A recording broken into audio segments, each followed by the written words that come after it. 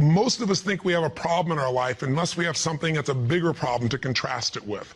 And when you see this story and you walk through their exact life experience of the course of these 2 years, the year that we work with them is 30 days, but you see the course of what's happened to them by finding out what's happened a year later, you begin to understand that it doesn't matter what happens in your life, you are more than any moment. There's no challenge you can't face and overcome. The events of our lives don't control our lives, our decisions do. And so I figured if we could take a couple that has faced this big a challenge and be able to break through, then you could look whatever's in your life and make it happen. It's kind of like, if I wanted to show you that if you could face your biggest fear, your smaller fears kind of drop aside. It's like, what's your biggest fear? Today, one of the biggest fears so many people in North America and around the world, and the Western world, are facing is losing their job. It's a horrific possibility. It has impact on your family, your psychology, your emotion, so many things, your choices. But the truth of the matter is, what's a problem? Losing your job is a massive problem until you find yourself in a position where you lose all your savings. What it took you maybe 10 years of working to get. Then what's a problem after losing your savings? That's not a problem anymore when all of a sudden you lose your leg or an arm or something horrific happens to one of your children. That's not a problem when someone tells you all of a sudden that you have terminal cancer. And I've had those moments where somebody says you've got that tumor in your brain and we don't know what it means. Those moments take your other problems and make them disappear. And you know what's interesting? When you ask most people in North America, what's the greatest thing that could ever happen to you? Give them 10 seconds. It's been done over and over again. First 10 seconds, what comes to your mind? What's the best thing that could ever happen in your life? The majority of people in North America say what? Can you guess? Winning the lottery. And many of them say winning a $100 million lottery, $200 million lottery. That's what's going to make their quality of life extraordinary. But when you do the studies, and there have been many done over the last 15 or 20 years on people that win these giant lotteries, what are their lives like 2 years later, 3 years later, 5 years later? Is the quality of their life extraordinary? Rarely, if ever. Because what's happened is they haven't grown. Life gives us these events, these, quote, horrific events, because there's an area of our life that has to grow. If you were to ask me, Tony, out of all the millions of people you've worked with, if someone really wants to feel alive, they want joy, they want happiness, they don't just want money or things or just even respect, they want to feel a sense that life is meaningful and alive, what does it take? I tell you one word: progress. When you're making progress in your life, it doesn't matter where it is, you're going to feel more alive.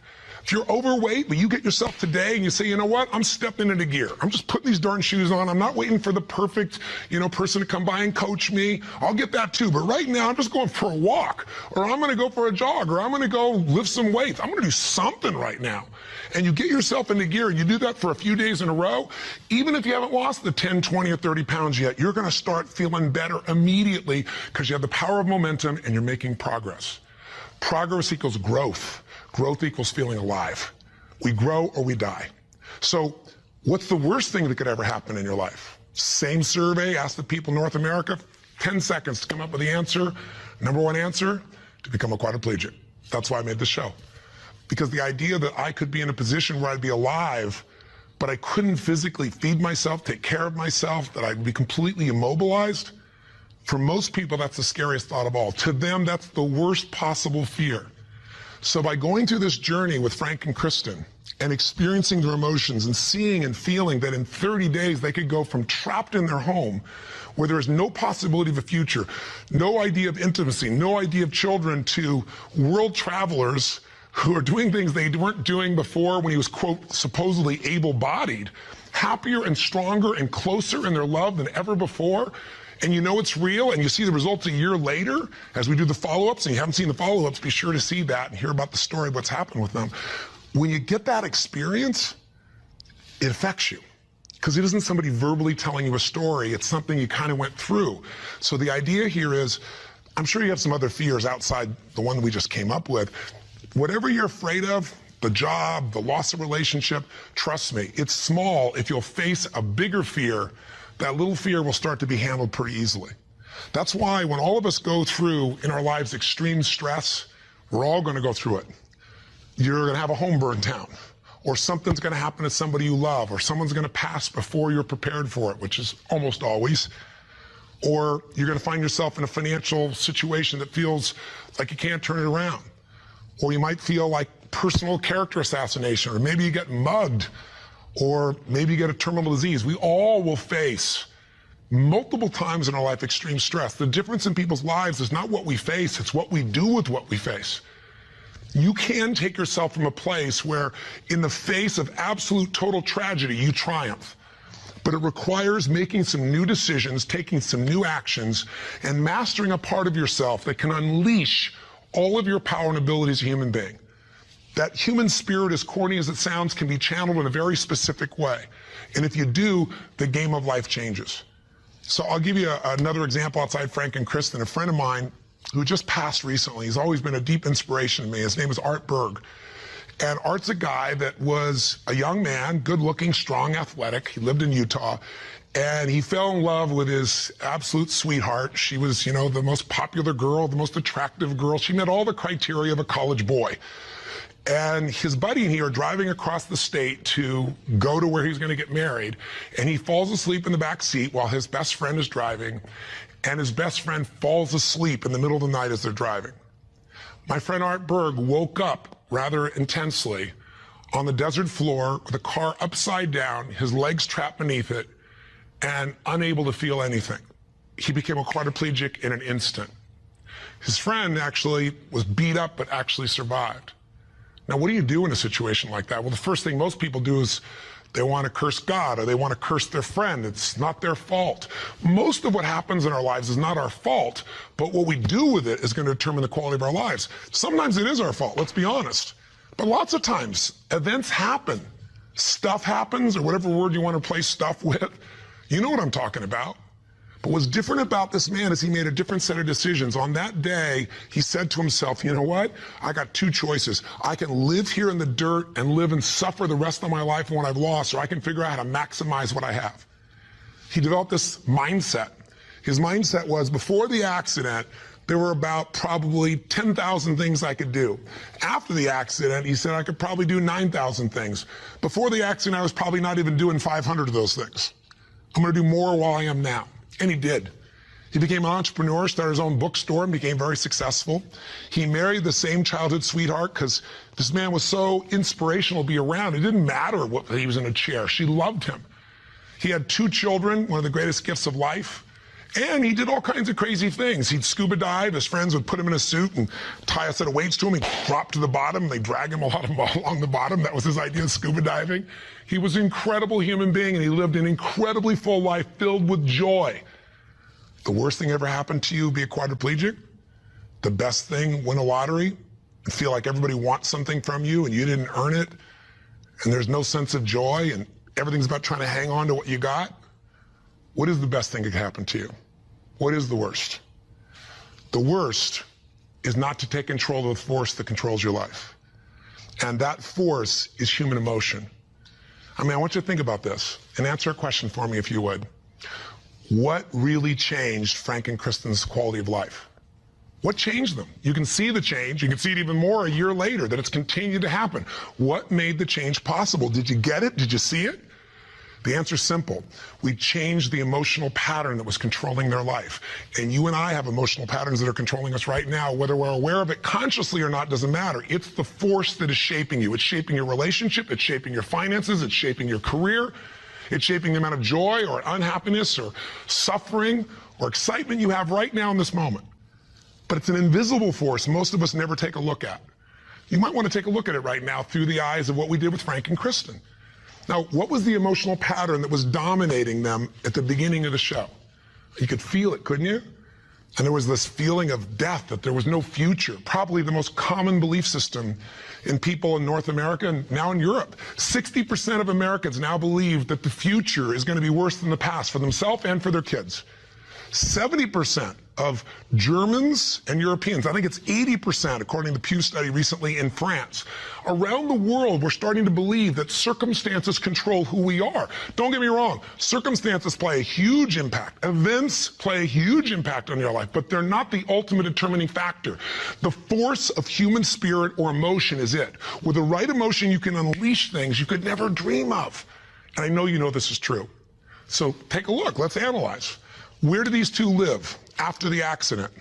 Well, where would you live if you were Kristen?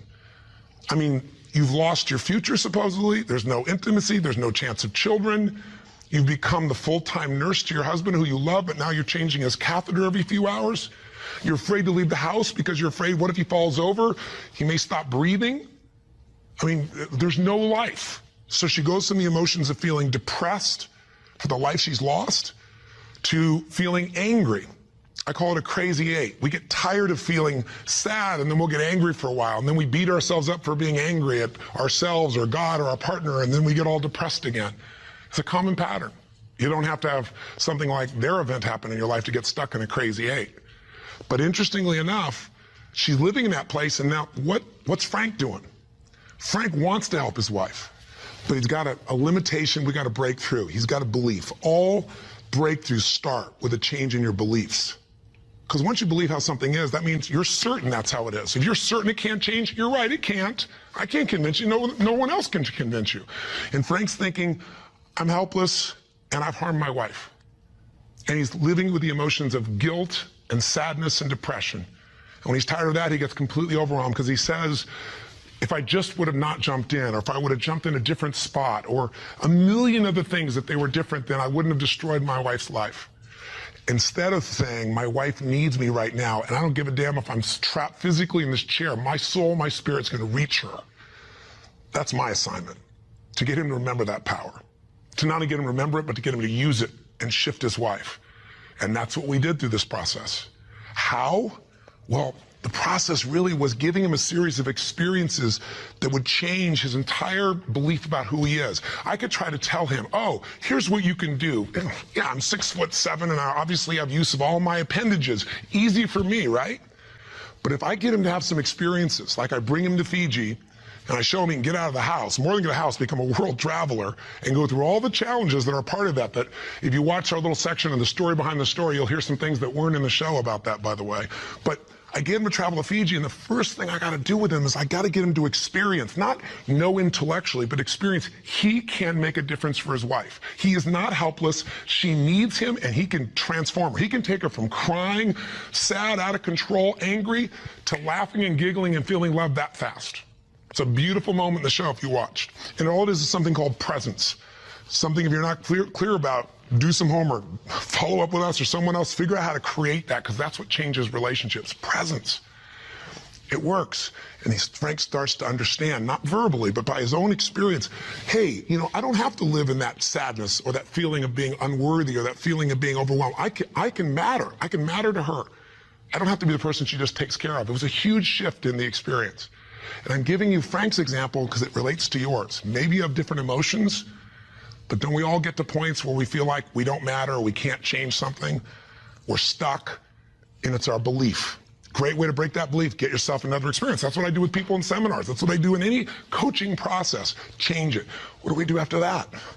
We take him through the experience of facing his fears, and we get him to do the skydive together with his lady. And he feels total freedom for the first time since the accident. You get freedom when you face your fear. Not just face it, but you push through it. I get him to face separation from his lady for 10 days. Get him to be in a room with Olympic athletes who couldn't move across the room. He couldn't move across the room, but now they're incredible, and he feels like he's not enough, and he has to push through that. Show him how to get back his dream, drive his truck, get in that thing and drive 100 miles an hour, even though all you got is your elbows to drive the darn thing, and I'm on the other seat. Pretty cool thing. So it was a stacking of these experiences that got Frank to own himself in a new way, to build a new identity, a new set of emotional patterns. So here are the steps, and this is what you want to do. What did I do with him? I did 4 things. That's all I really did at its core. Number 1, for both of them, for Frank and Kristen to transform, I identified where do they live emotionally. That's what you got to do. Where do they live emotionally? Well, we just decided, we just described where they live. Depression, anger on one side, feeling guilty, feeling overwhelmed, feeling sad on the other. There's no way they can change their life with that as the emotional fuel to get you to take action. You're not going to take action. There's not enough intensity to get you to get through the obstacles or the tragedies or the challenges. Once you see what the pattern is and you tell yourself the truth, this is where I'm living, step 2 I did with them, is I identified what's the antidote. So if fear is what's controlling things right now,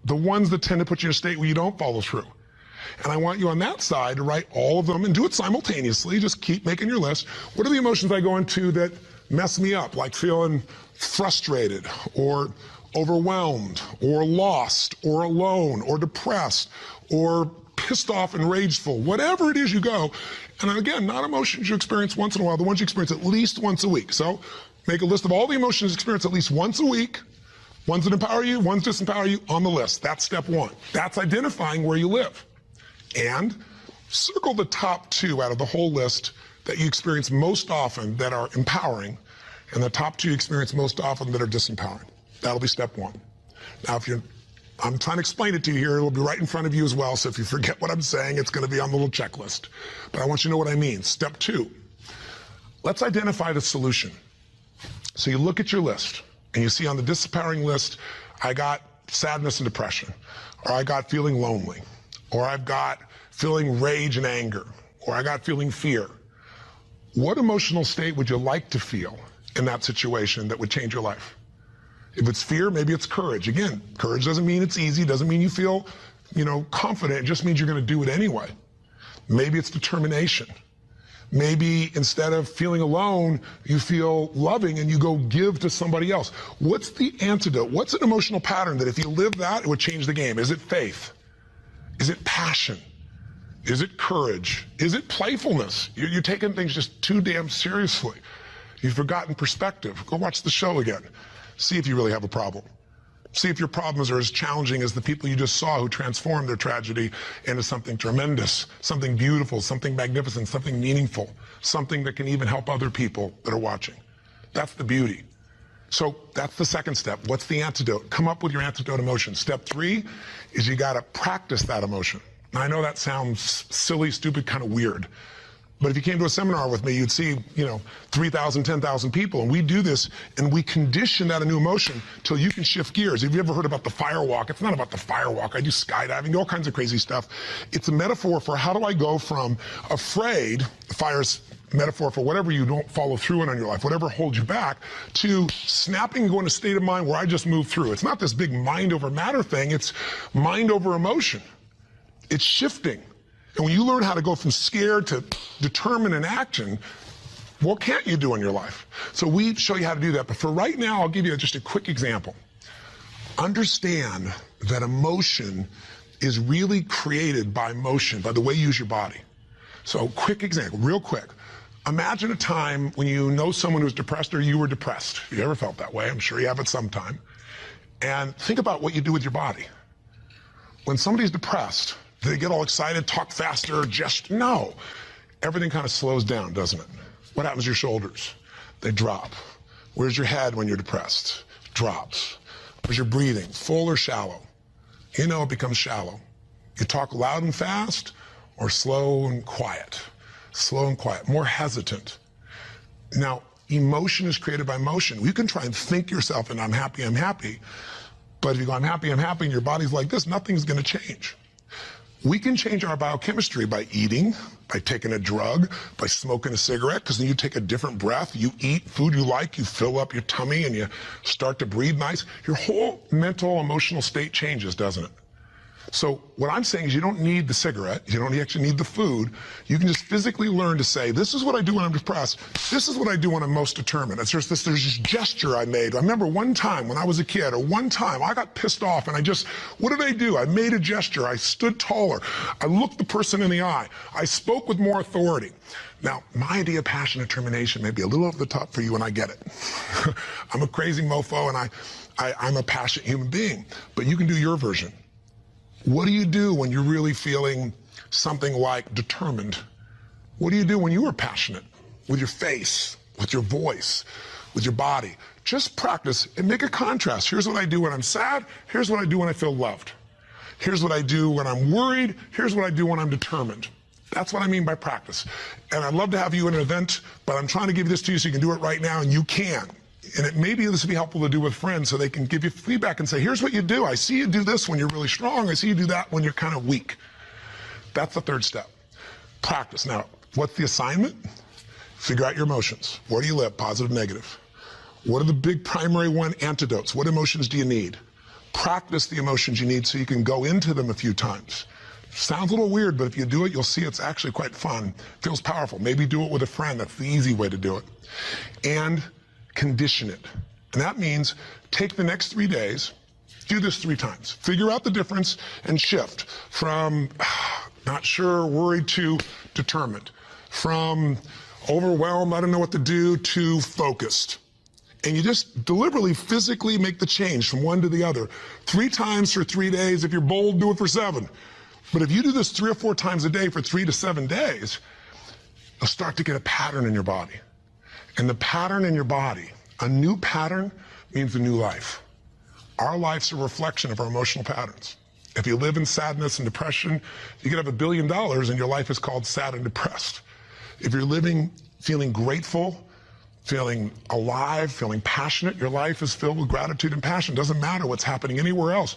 And you can face any challenge from those emotions and you can overcome. Does this make sense? This is how you can take what you watched in that show and convert it into some actions that'll change you. Very simple approach. Or come see me or get some coaching. I've got all kinds of resources, but this is something you can do right now. You don't need anybody else to make happen. You just need a little ability to take action. Make sense? And if you haven't seen the show, for God's sakes, go on Hulu and watch the show, or all this will just sound like a bunch of words. If you've had the experience, you know what I'm talking about, and you've witnessed it, it'll be real in you right now, and you'll get a sense of what you can do to move forward. And if you can't find it on Hulu, once again, send us a little email, and we'll make sure we find a way for you to be able to observe or experience the show directly. And last thing I'll say to you is, the best way to keep something in your body is share it with somebody else. The whole philosophy of my life has been, if your life's going to be meaningful, you can't just be about me, you got to be about we. So if you can, if you feel like it, if your spirit's touched by this, help us pay it forward. Share this with your friends. You can share the clip of our show. You can share this little section. We got all kinds of ways. Just take the clip and send it. And we even have a way you can push a button once again and send it virally to everybody. Everybody who's on your email list. We'd love it if that works for you. If you don't, we're totally respectful of that. But in the end, I can promise you one thing. If you will do this, if you'll discover your current emotional pattern and you'll change it through a little bit of practice over and over again, you will change the quality of your life no matter what you're facing. Make sense? Thanks for taking the time. I hope this was close to 10 minutes. I went a little crazy, but it's really just designed to try to really serve you. So till I see you again, hopefully next week, live strong and live with passion. God bless.